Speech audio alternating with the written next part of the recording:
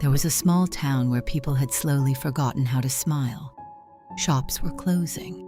Jobs were disappearing. Every conversation sounded the same. Complaints, worries, fear. And in the middle of that town lived a woman named Clara. She didn't have much. Her house was old. Her savings were almost gone. Yet every morning she opened her small bakery. And every morning she smiled. People didn't understand her. "Why are you always so positive?" one man asked. "Look around. Everything is falling apart." Clara paused, then said gently, "I see it too. I feel it too." She looked around the quiet street. "But if I let the darkness inside me grow, then what's left?" She placed a loaf of bread on the counter. Hard times don't just test what we have. They test who we become. Business was slow. Some days she sold nothing, but she still baked, still greeted every person with warmth, even those who only came in to escape the cold.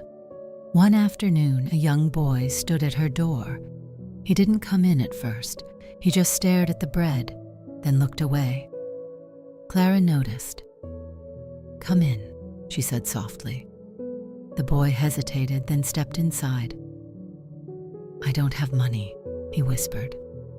Clara knelt down to his level. "That's okay." She handed him a warm piece of bread. "Today, you can pay me with a smile." The boy didn't smile, not at first. His hands were shaking as he held the bread. "When was the last time you ate?" Clara asked gently. He looked down. "Yesterday." She didn't say anything. She just sat beside him while he ate slowly, carefully, like he was afraid it might disappear. After a few moments, he finally looked up. "Why are you helping me?" Clara smiled. "Because someone once helped me when I had nothing too." The boy came back the next day. This time, he placed a single coin on the counter. "It's not enough," he said. Clara shook her head. "It's more than enough." The day after that, he brought a friend, then another. Sometimes they had coins, sometimes they didn't. But they always left, a little different than when they came. Weeks passed. People started noticing something unusual. The bakery was still small.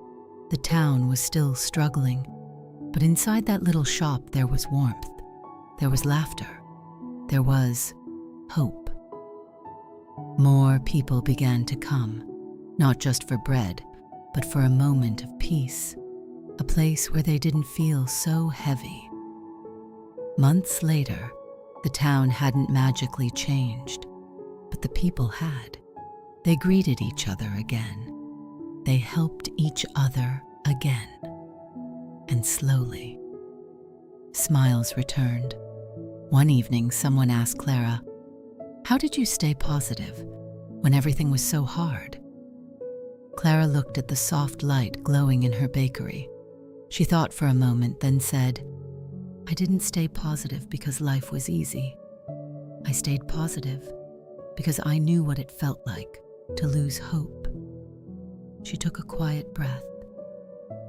"There was a time when I had nothing, no money, no help, no answers." She looked at the boy, now laughing with others in the corner. But one small act of kindness changed something in me. She turned back and said softly, "I realized darkness doesn't disappear when we complain about it. It disappears when someone decides to bring light." She smiled. "So I made a choice. Every day, no matter how hard life gets, I will not let the light inside me go out." She paused, then added, "When times are dark, you have two choices. Wait for someone else to bring the light, or become the one who never lets it fade." Hope is not something you wait for. It's something you create, even in the darkest moments.